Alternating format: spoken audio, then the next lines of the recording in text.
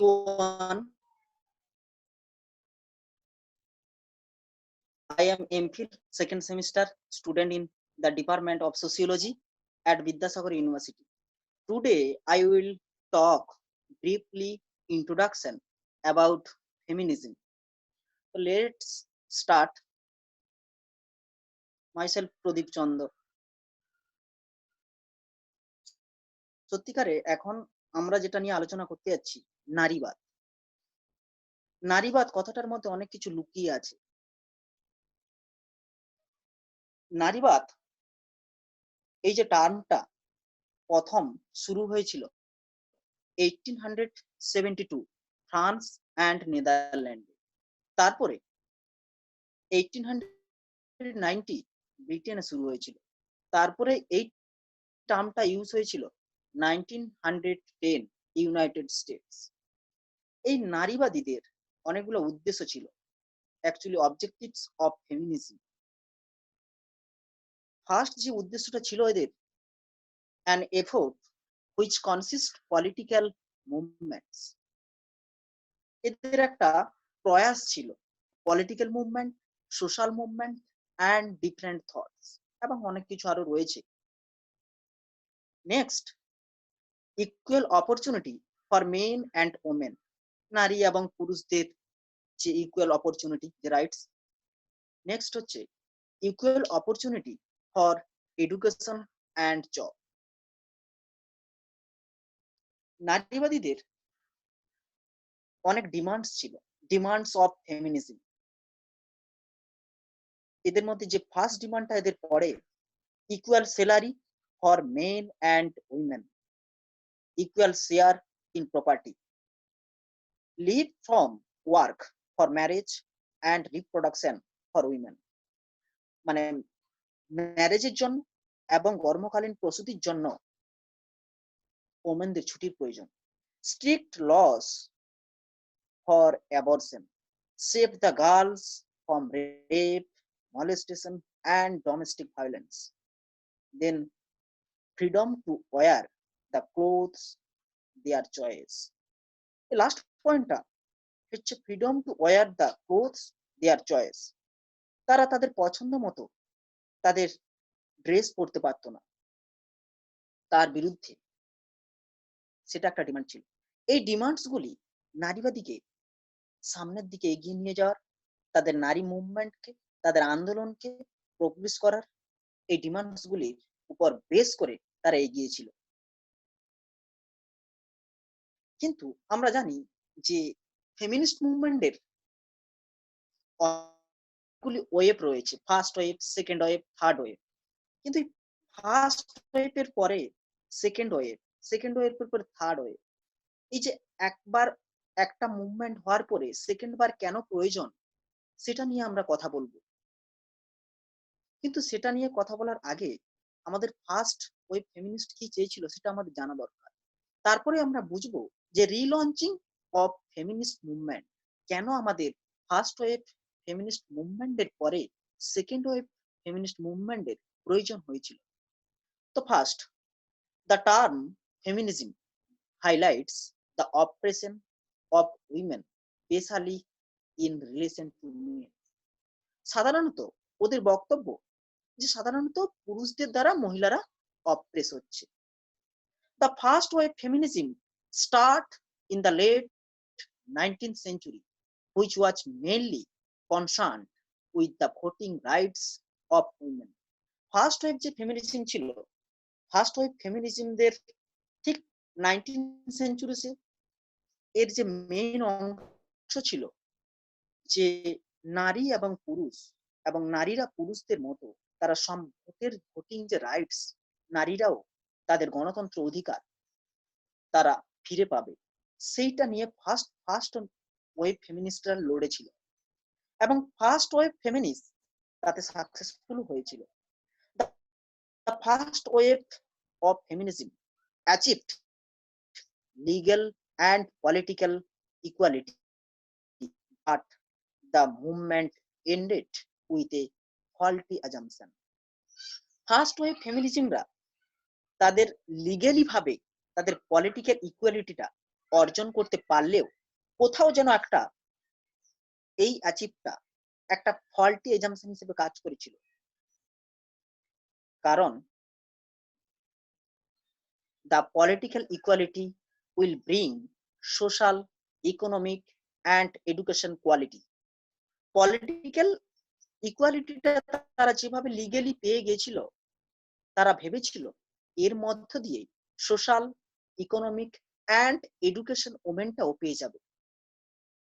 But সেটা কোনো মতে সম্ভব হয়েছিল না ফার্স্ট ওয়েভ ফেমিনিস্টদের মধ্যে।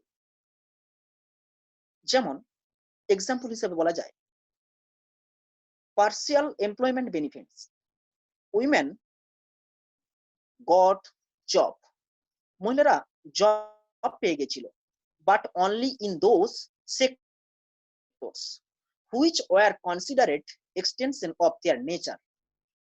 তাদের নেচার অনুযায়ী, তাদের প্রকৃতি অনুযায়ী তারা জব পেত। যেমন মহিলারা নার্স, নেচারিং এর জন্য, কেয়ারিং এর জন্য নার্স, নেচারিং এর জন্য টিচার, এই সমস্ত জবগুলোতে তারা কিন্তু অ্যাপ্লাই করতে পারত। কিন্তু এমন কিছু জব রয়েছে যেগুলো মহিলারা অ্যাপ্লাই করতে পারতো না। ইঞ্জিনিয়ার, পলিটিক্যালি কোন এমপিএমএলএ লিডার, এই সমস্ত ক্ষেত্রে কিন্তু মহিলাদের কোন ইঞ্জিনিয়ার পড়তে যাবে বা ইঞ্জিনিয়ার হবে, সে সমস্ত ক্ষেত্রে মহিলাদের কিন্তু এই অপরচুনিটি গুলা ছিল না। আর এই যে ফল্টি এজাম্পশন, তারা ভেবেছিল ফার্স্ট ওয়েভ ফেমিনিস্টরা যে লিগ্যালি যেমন তারা পেয়ে গেছিল তাদের ভোটিং রাইট যে অধিকার, সেই রকম ভাবে তারা ভেবেছিল যে আমরা সোশিও ইকোনমিক অ্যান্ড এডুকেশন তিনটাই পেয়ে যাব, কিন্তু সেটা কোন রকমে হচ্ছে না। Next example, partial educational benefits, women goat study in college, but মহিলাদের জন্য কলেজ তৈরি হয়েছিল, স্কুল তৈরি হয়েছিল যাতে মহিলারা শিক্ষা লাভ করতে পারে, বাট কিন্তু দেয়ার choice of subject was very limited. কিন্তু তাদের সাবজেক্ট পছন্দ করার ক্ষেত্রে অনেক লিমিটেশন থেকে গেছিল, তারা তাদের পছন্দ মতো সাবজেক্ট কিন্তু চুজ করতে পারতো না। এবারে আসি সেকেন্ড ওয়েভ ফেমিনিজম। এরপরেই ঠিক সেকেন্ডারি ওয়েভ ফেমিনিজমের দরকার পড়েছিল। This of wave feminism started in 1960s associated with their demand of equal rights. Second wave ফেমিনিস্টদের যে বিষয়টার উপরে জোর দিয়েছিল, সাধারণত ফার্স্ট ওয়েভ ফেমিনিজমরা, এখানে যদি বলা যায় যে ফার্স্ট ওয়েভ ফেমিনিজমরা সেক্স ডিসক্রিমিনেশনের ভিত্তিতে তারা লড়াই করেছিল, তারা ভোটিং রাইট পেয়েছিল।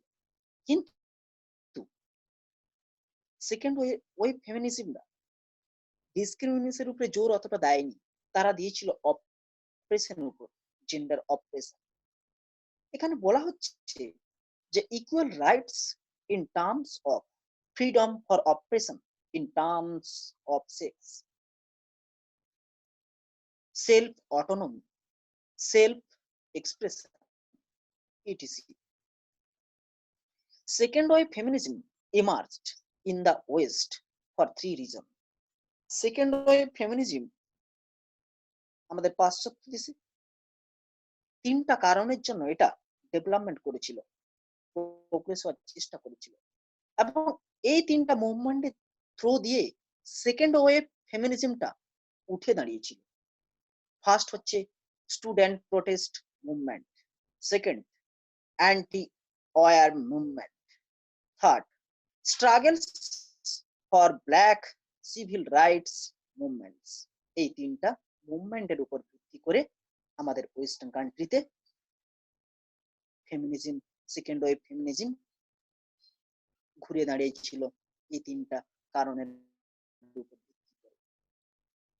এবারে নেক্সট যে আমরা বা থিঙ্কারের কথা বলবো, তিনি হচ্ছেন শিলা রোবোথাম। ইনি ব্রিটিশ সোসিওলজিস্ট ছিলেন। Her book is women in movement 1992। Women in movement এটা একটা তার হচ্ছে বই ছিল। যেটা প্রকাশিত হয়েছিল 1992। এই বই এই বইতে তিনি ফেমিনিজম সম্পর্কে নানা ধরনের যে তাদের দাবি, তাদের movement সবকিছু সাধারণত এটা এনলাইটমেন্ট পিরিয়ডে হয়েছিল। In the basis of the movement during the enlightenment year, রিজম অ্যান্ড প্রগ্রেস, থিওরিটিক্যাল এনরিচমেন্ট, এবং এর কারণ এবং প্রোগ্রেস কিন্তু থিওরিটিক্যাল যে এনরিচমেন্ট তাতে প্রোগ্রেস কিন্তু সাহায্য করেছিল। ইকুয়ালিটি অ্যান্ড ইন্ডিভিজুয়াল রাইট এটা সম্পর্কেও তিনি আলোচনা করেছেন।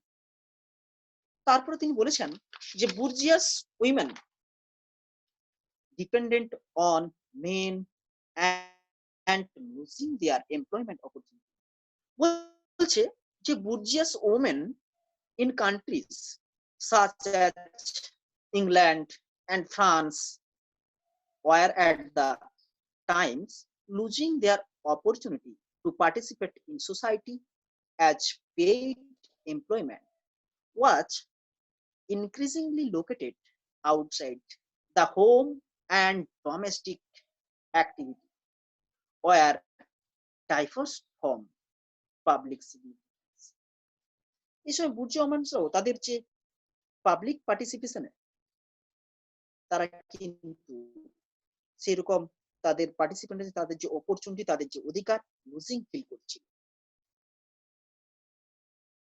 নেক্সট হচ্ছে feminist thinker Mary Wollstonecraft. Mary Wollstonecraft তার একটা বই, her book is a vindication of the rights of women 1792।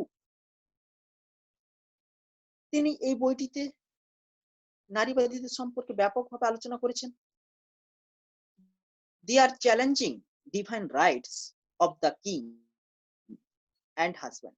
তিনি চ্যালেঞ্জিং ভাবে একটা ডিমান্ড দিয়েছিল যে সমস্ত অধিকার এখানে পুরুষরাই হচ্ছে একটা ফ্যামিলিতে হচ্ছে হেড, কিং, রাজা দেখা হয়, তাদের হাজব্যান্ড সেই জায়গায় মহিলারা কিন্তু এতটা অপরচুনিটি পাচ্ছে না বা তারা ডমিনেটেড হয়ে থাকছে, male dominate. Autonomy and independence to participate equally in the opportunities in society by improving education। তারা autonomy, independence to participate equally যে পার্টিসিপেট করবে সেই অপরচুনিটিগুলা তাদের এডুকেশন যে পার্টিসিপেন্ট সেটার মাধ্যমে তারা বোঝাতে চেয়েছে। John Stuart Mill, the book is the subjection of women 1869। তারপরে জন স্টুয়ার্ট মিল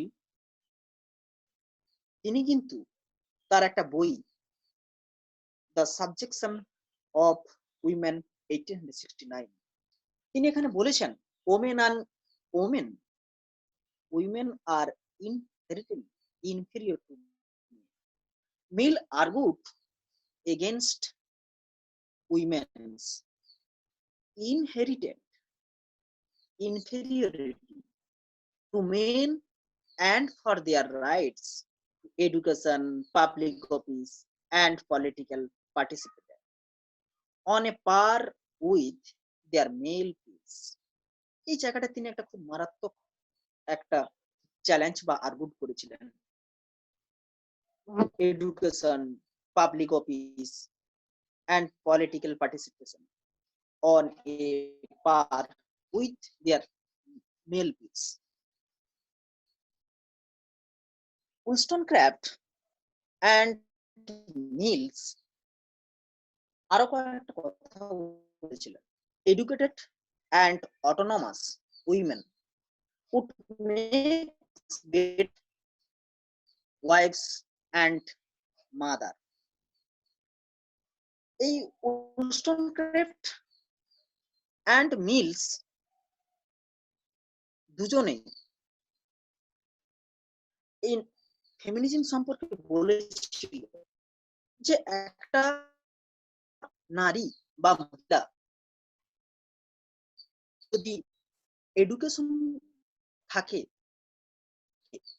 সে অটোনমাস হয়, নিজে দাঁড়াতে পারে, তাহলে একটা ভালো ওয়াইফ হতে পারে, একটা ভালো মাও হতে পারে এডুকেশনের through.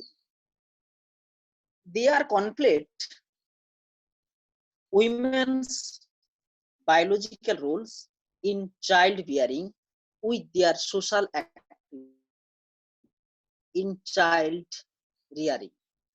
Equality and emancipation still remain illusory.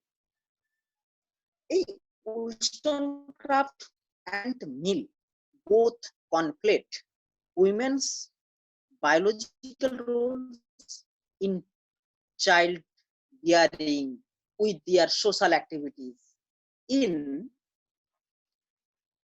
child rearing, and as a result, women's equality and emancipation still remain elusive. Later thinkers, later thinkersরা এই যে ফেমিনিজম বা নারীবাদী সম্পর্কে তার আলোচনা করতে গিয়ে বলেছেন, ফার্স্ট পয়েন্ট হচ্ছে সেমনেস অ্যান্ড ডিফারেন্স। এখানে এই সেমনেস অ্যান্ড ডিফারেন্সের মধ্য দিয়ে তারা কিন্তু একটা ভালো দিকের কথা তারা তুলে ধরেছেন।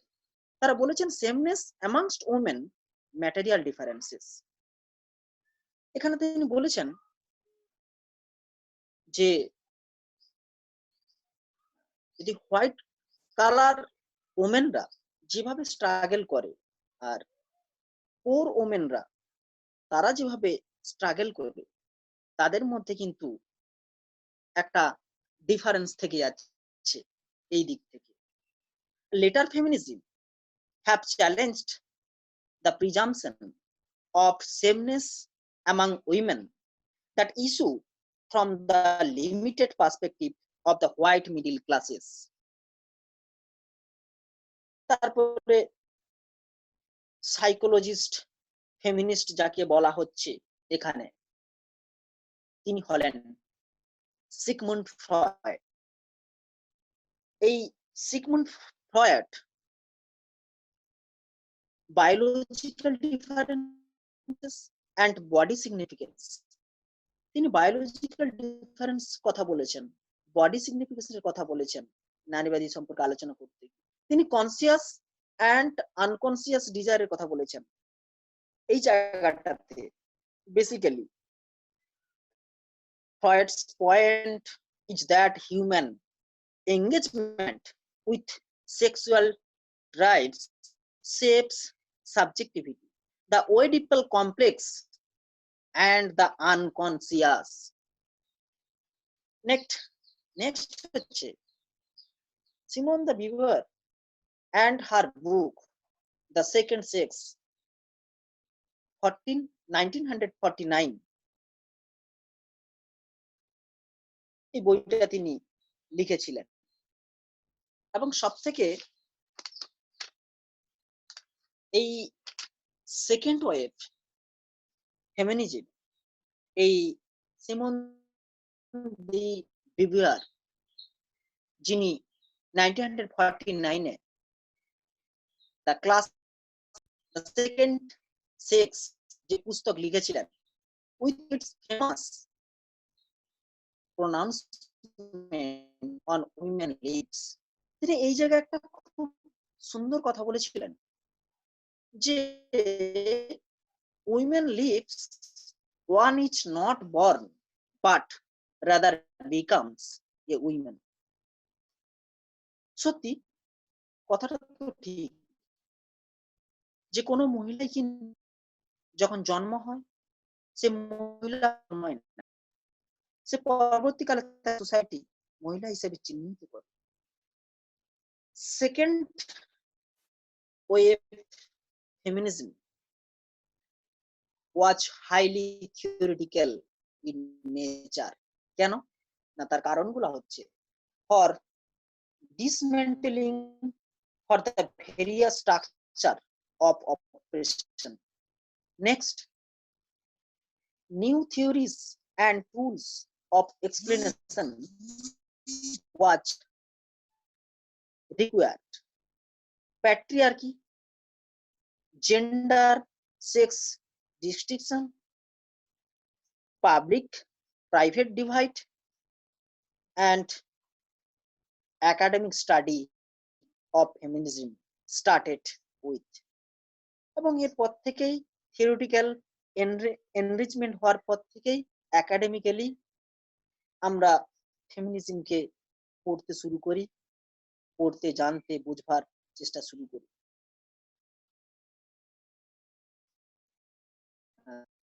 এখানে কয়েকটা রেফারেন্স বা সাজেস্টেড রিডিংস রয়েছে। And thank you all of you, সবাইকে ধন্যবাদ। এখানে এই ফেমিনিজম সম্পর্কে ছোট্ট আলোচনাটা শেষ করলাম।